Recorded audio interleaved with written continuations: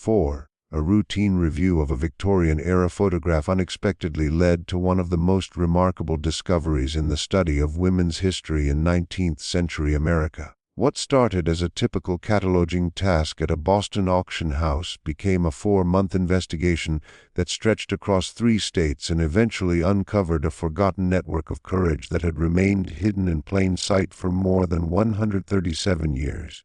The photograph itself had survived over a century, stored away in the attic of an old textile mill owner's mansion in Lowell, Massachusetts. When the estate was finally sold after years of legal disputes, its contents were sent to various auction houses and antique dealers throughout New England. Among hundreds of items was a single framed family portrait dated 1887.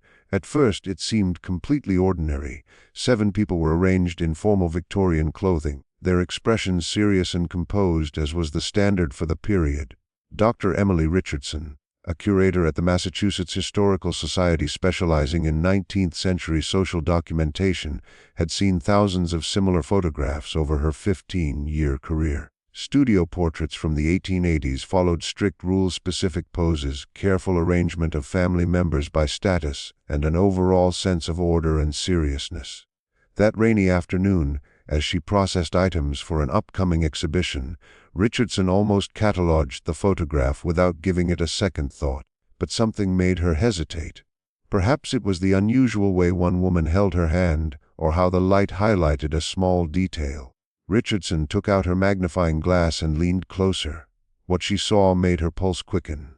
The woman seated on the left, appearing to be in her mid-30s with dark hair and a high-collared dress, had her left hand placed in a way that seemed unnatural for a formal portrait. Her hand rested on her lap, but 3 fingers were extended in a precise pattern while her thumb and index finger touched at the tips, forming what looked like a deliberate symbol.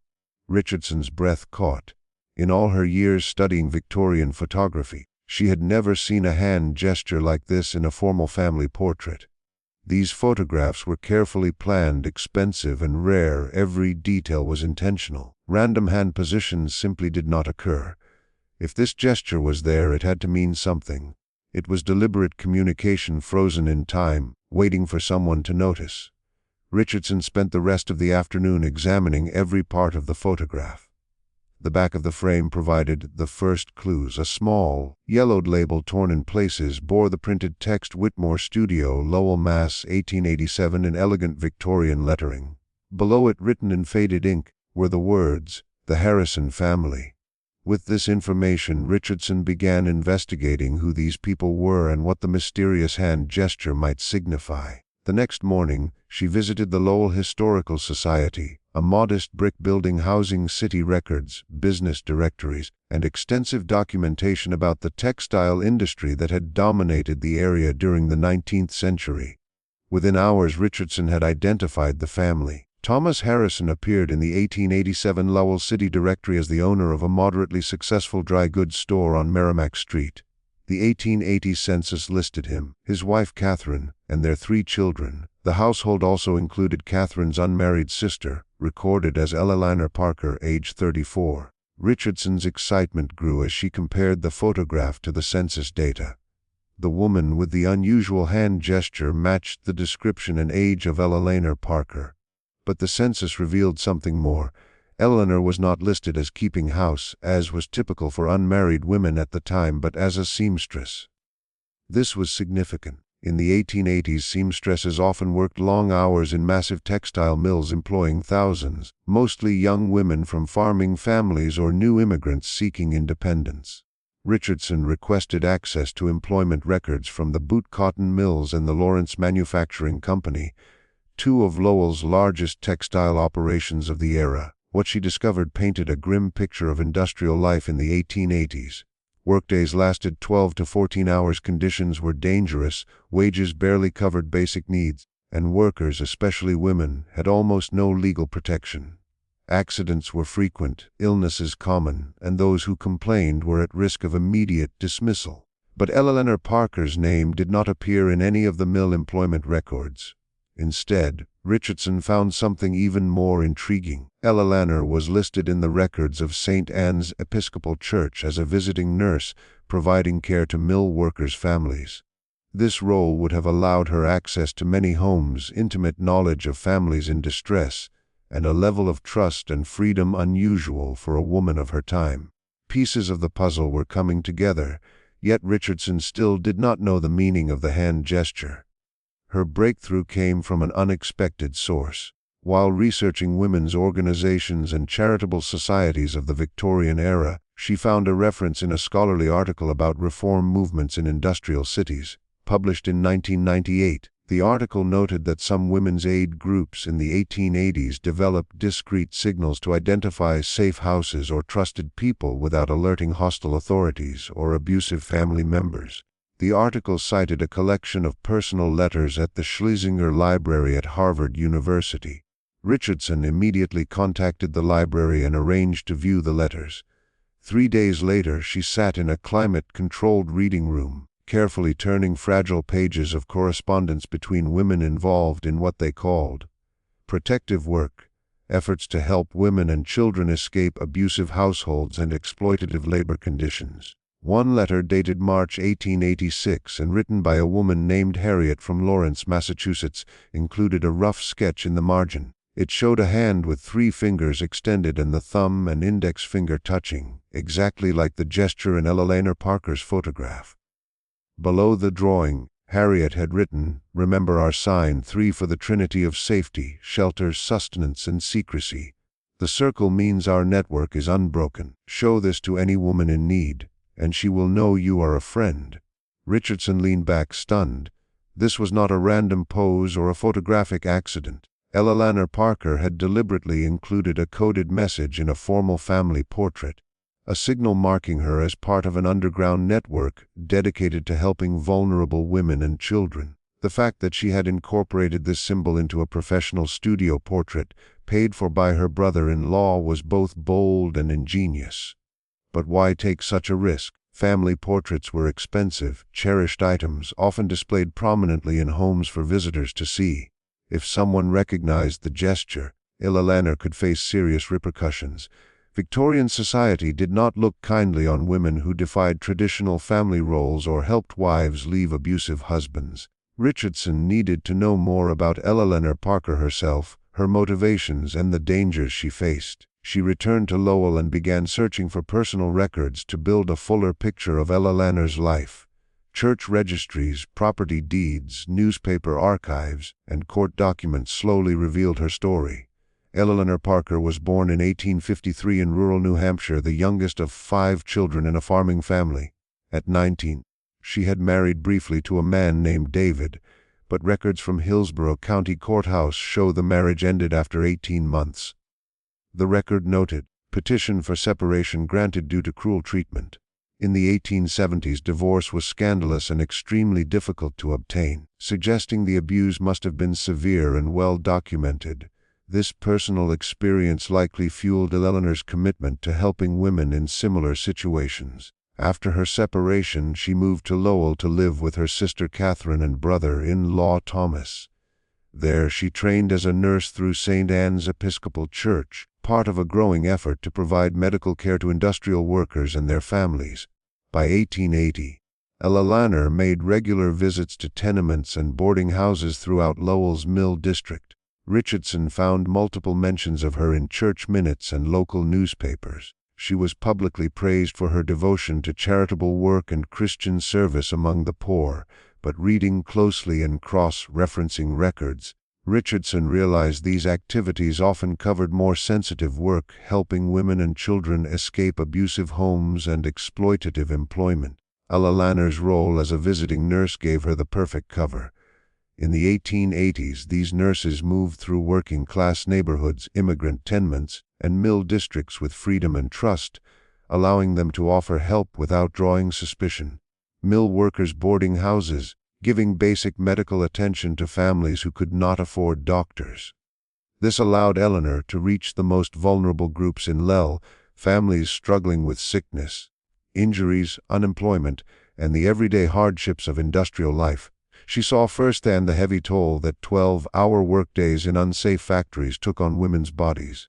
She noticed children working in mills when they should have been in school. She encountered women trapped in marriages where physical abuse was treated as a private matter beyond the reach of the law. Richardson observed that Eleanor's nursing visits often lasted much longer than what was medically necessary, and she frequently returned to the same households multiple times. These habits suggested something beyond ordinary healthcare. She was forming relationships, earning trust, and quietly offering help to women who desperately needed support but had nowhere else to turn. Equipped with Eleanor Parker's name and knowledge of the secret hand gesture, Richardson extended her investigation beyond Lell. She contacted archives, historical societies, and university libraries across Massachusetts, Rhode Island, and New Hampshire, requesting searches for similar photographs from the 1880s and 1890s that might show the same gesture or slight variations. Responses began arriving within weeks, and they were astonishing. A small museum in Providence had a cabinet card photograph from 1889 showing 3 women at a church social, one of them subtly displaying the 3-finger gesture. The New Hampshire Historical Society discovered a family portrait from 1891 where an elderly woman's hand formed a similar pattern. The American Textile History Museum in Lowell had an image from 1888 of workers standing outside a mill. On close inspection, Richardson noticed 2 women in the back row with their hands arranged in the familiar sign. Each find led to more questions and deeper research. Richardson started compiling a database of these women, recording their names, locations, jobs, and family connections. A pattern appeared that was both remarkable and heartbreaking.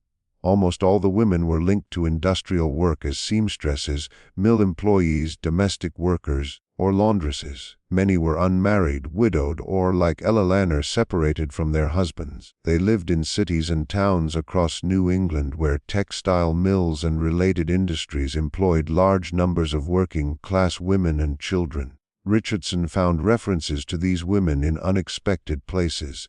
Church meeting notes occasionally mentioned them offering Christian charity to struggling families. Local newspapers from the 1880s and 1890s sometimes noted their participation in temperance groups or moral reform clubs, socially acceptable public faces for women's activism. Yet the evidence indicated these public roles often concealed more delicate work. What made Eleanor Parker's network unique was its sophistication and secrecy. Unlike more visible reform organizations, this network functioned almost entirely unseen, using coded signals, trusted contacts, and careful discretion to avoid drawing unwanted attention. The hand gesture and photographs served several purposes. They identified network members to each other, documented their commitment for the future, and created a permanent record that could not be easily destroyed or denied, unlike letters or spoken accounts. Richardson uncovered evidence that the network ran several safe houses in Lell alone, modest homes and apartments where women and children could stay temporarily while arrangements were made for more permanent solutions. These locations changed often to avoid detection, and they were maintained through small donations, volunteer work, and the personal resources of women committed to this mission. As Richardson's investigation deepened, she began to appreciate the clever strategies Eleanor and her network used to operate under the watchful eyes of a society that would have condemned their work. The most striking part was how they concealed their efforts within respectable Victorian social structures, church groups, sewing circles, charitable societies, that no one would closely scrutinize. Eleanor's position in the household itself offered protection. As an unmarried woman living with her sister's family, she was expected to contribute through domestic labor and answer to her brother-in-law. Thomas Harrison, Richardson discovered through business records and letters, was a progressive merchant who supported temperance and education for working-class children.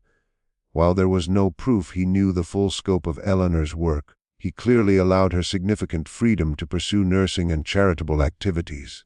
The timing of the 1887 family portrait held special meaning. Richardson learned it was taken just 3 months after a terrible fire at a Lell textile mill that killed 7 workers, including 3 young women. The disaster triggered public outcry and demands for safety reforms, yet little changed. After the fire, Eleanor and her network intensified their efforts, aiding victims' families and helping workers find safer jobs. The photograph, Richardson realized, was Eleanor's quiet act of defiance and documentation. Unable to speak publicly about her work, unable to openly defend the women she assisted, Eleanor had created a lasting record of her commitment. The hand gesture was her signature, a testament frozen in time that would endure for over a century. Richardson found that other women in Eleanor's network had done something similar, embedding the coded gesture in family photos, wedding portraits, and even funeral cards. It was as if they understood that history might forget their efforts, their achievements could be erased or dismissed, and they wanted to leave a visible trace of their contributions.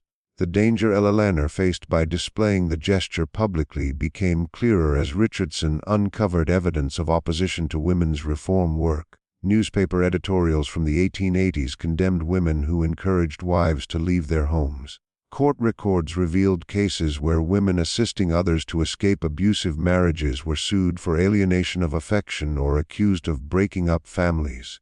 The social and legal consequences could be severe. To understand the full reach of Eleanor's network and its influence, Richardson moved beyond photographs and official documents. She searched for diaries, letters, oral histories, and personal accounts that might reveal the human stories behind the coded gestures and secret safe houses. This led her to descendants of women who had been helped by Eleanor and her network in the 1880s and 1890s. Through genealogical research and contact with local historical societies, Richardson identified families whose ancestors had links to Lowell's Mill district during that period.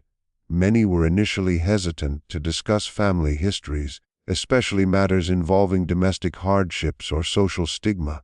Yet as Richardson explained her research and showed the photograph of Eleanor Parker, some began to share stories passed down through generations, often in hushed conversations or deathbed confessions. One woman, a retired teacher named Patricia, shared her great-great-grandmother's diary from 1889. The diary belonged to a mill worker named Anne, who arrived in Lell from rural Maine at 16 to work in the textile factories. Her entries described grueling conditions, constant fatigue, and barely enough wages to pay for boarding and food. But the diary also included a cryptic note from November 1889, "Met the nurse with kind eyes today. She asked about my cough but seemed to notice more. She made the sign of 3 in a circle and said, 'I have friends if I ever need help.'" Anne's diary revealed that several months later, after she was injured by machinery and faced dismissal without pay, Eleanor helped her find work as a domestic servant with a family in Worcester, far from the mills and the foreman pressuring her for favors. Anne eventually married, had children, and lived to 73. A long life compared with most mill workers who died young from accidents, illness, or exhaustion. Another descendant shared letters mentioning a safe house on Adams Street in Lowell, where women could stay if home life became unbearable. The letters never detailed what occurred there, but they praised Eleanor for her discretion and kindness. Richardson found that address and discovered it had been owned by a widow, Mrs. Whitman, who rented rooms nominally to boarders, though city records showed she never had long-term tenants. These personal accounts revealed the practical reality of Eleanor's work. Women and children who came to her were given immediate shelter, basic needs, and help finding longer-term solutions, new jobs, housing in different towns, and sometimes assistance with legal matters in extreme abuse cases. The network operated on trust, discretion, and dedication. The willingness of dozens of women to offer whatever help they could provide was remarkable. Richardson's research also revealed the personal costs that Eleanor and other members of her network faced because of their work. Victorian society had strict rules for women, especially those who were unmarried and relied on their families for support. Defying these rules, even for morally good reasons, came with serious consequences. In 1892, 5 years after the family portrait had been taken, Eleanor Parker's name appeared in Lowell court records in a troubling context. A man named Robert filed a lawsuit against Eleanor, claiming she had interfered in his household after she helped his wife and 2 children leave their home and move to Providence. The court documents included Robert's statement alleging that Eleanor had turned his wife against him and ruined his family without cause. Eleanor's own testimony, written down in the court clerk's careful handwriting, told a very different story. She described the bruises she had noticed while visiting the family as a nurse, children who flinched at sudden noises, and a wife who had confided her fear that her husband might one day kill her. The judge dismissed the case, noting that Eleanor had acted within her role as a visiting nurse concerned for the well-being of her patients. Still, the lawsuit had been reported in the local newspaper, and the public attention had caused damage. Some church members questioned whether Eleanor's work was suitable for an unmarried woman, and there was pressure on Thomas Harrison to monitor his sister-in-law's activities more closely. Richardson found evidence suggesting that this lawsuit and its fallout had forced Eleanor to become more cautious. After 1892, her name appeared less often in public documents and church records. Outwardly, it seemed she had withdrawn from visible charitable work, but cross-referencing other sources indicated that her actual efforts had not diminished. She had simply learned to carry them out more discreetly. The personal sacrifices were also clear in other ways. Eleanor never married, never had children of her own, and spent her adult life in her sister's household, relying on her brother-in-law's support. In Victorian America, this would have been seen as a kind of failure, a woman unable to fulfill society's expectation to become a wife and mother. Yet Richardson understood that Eleanor had made deliberate choices, giving up conventional success and security in order to pursue a cause she deeply believed in. Other women in her network faced similar hardships. Some were shunned by family members who disapproved of their work. Others lost jobs or homes when landlords or employers learned that they were helping women escape abusive marriages or exploitative workplaces. One woman, identified in photographs by Richardson, had been briefly jailed in 1894 for sheltering a runaway wife. The charges were later dropped, but she had spent 3 days in custody. These were not abstract risks, they were real dangers that these women faced every day. Eleanor Parker's final years were perhaps the most revealing part of Richardson's investigation. After the court case in 1892, Eleanor continued her work, but with much more caution. By the late 1890s, she was in her mid-40s and her health began to decline. This was not surprising given the physical demands of nursing and the stress of managing her secret activities. In 1899, Eleanor's sister Catherine died of pneumonia at age 46. The death certificate and church records documented a brief but rapidly progressing illness, leaving Thomas Harrison a widower with 3 adult children.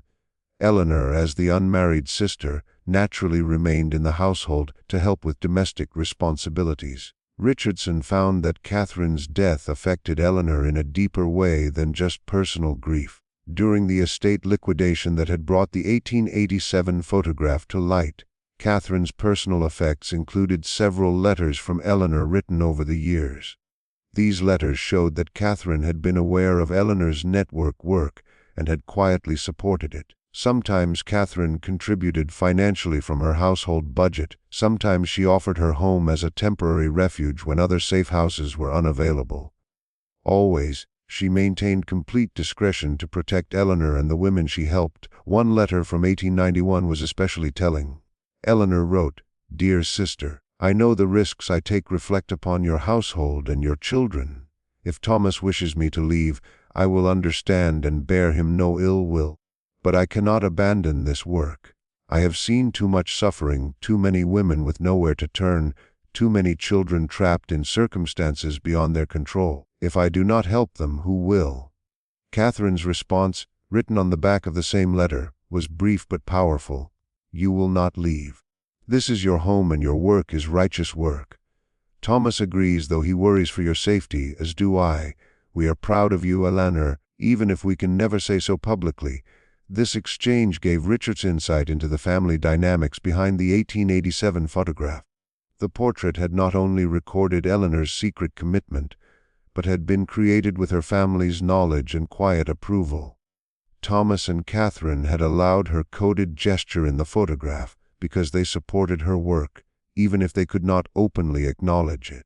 The photograph became both a personal testimony and a subtle family endorsement of her courage. Eleanor Parker passed away in 1904 at the age of 51. Her death certificate listed consumption, or tuberculosis, likely contracted during her years of nursing in crowded tenements and boarding houses. She was buried in the family plot at Lowell Cemetery, her gravestone simply reading Eleanor Parker 1853-1904. She served the suffering. In February 2025, 4 months after the 1887 photograph was rediscovered, Dr. Emily Richardson organized a public presentation at the Massachusetts Historical Society. Over 200 people attended, including historians, genealogists, descendants of Lowell mill workers, and members of the public fascinated by Eleanor Parker and her hidden network. Richardson displayed the original photograph, along with dozens of other images showing the coded hand gesture. She shared letters, court records, and testimonies revealing the scope and impact of the network, telling stories of women helped by Eleanor, including Anne, who escaped the mills, and the mother and children who fled to Providence. Countless others, whose names were lost to history, had their lives transformed by her courage and compassion. The presentation quickly attracted attention outside academic circles. Local newspapers reported on the story and several national media outlets followed. Descendants of women who had worked in the mills came forward with family stories and documents, discovering that their great-great-grandmothers had been part of Eleanor's network or had been aided by it. Some families even found photographs containing the same coded gesture, further proving the network's reach. The city of Lowell, which had long celebrated its industrial heritage and famous mill girls, began planning an exhibition focused on Eleanor Parker and the Women's Protective Network. The display would honor not just Eleanor, but all the working-class women who risked their safety and reputations to help others. Richardson continued her research, expanding into other industrial cities across New England and beyond. She found evidence of similar networks in Pennsylvania coal towns, New York garment districts, and Midwestern manufacturing centers. Photographs from the 1880s to the early 1900s showed the same hand gesture, suggesting that this silent form of communication and documentation was more widespread than previously known. The 1887 Harrison family portrait, once a forgotten attic relic, now hangs in the permanent collection of the Massachusetts Historical Society. Visitors study Eleanor Parker's carefully positioned hand, read about her life and work, and reflect on what it meant for her to document her commitment publicly despite the risks. For Richardson, the investigation became more than an academic project. It revealed a hidden chapter of women's history, a story of courage, solidarity, and quiet resistance that challenged traditional ideas of Victorian propriety and women's passivity. Eleanor Parker and the women in her network had not waited for society to change or for laws to protect them. They built their own systems of support, operating in secrecy but leaving traces for future generations to discover. The hand gesture in the photograph, once unnoticed, had finally been seen and understood. In that recognition, Eleanor Parker's voice, captured in silver and light for 137 years, was finally heard.